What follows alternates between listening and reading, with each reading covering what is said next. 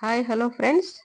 నేనైతే డ్రెస్సులు కుట్టంగానే బ్లౌజులైనా, డ్రెస్సులైనా కుట్టంగానే ఎట్లా చేస్తానో మీకు చూపిస్తున్నా.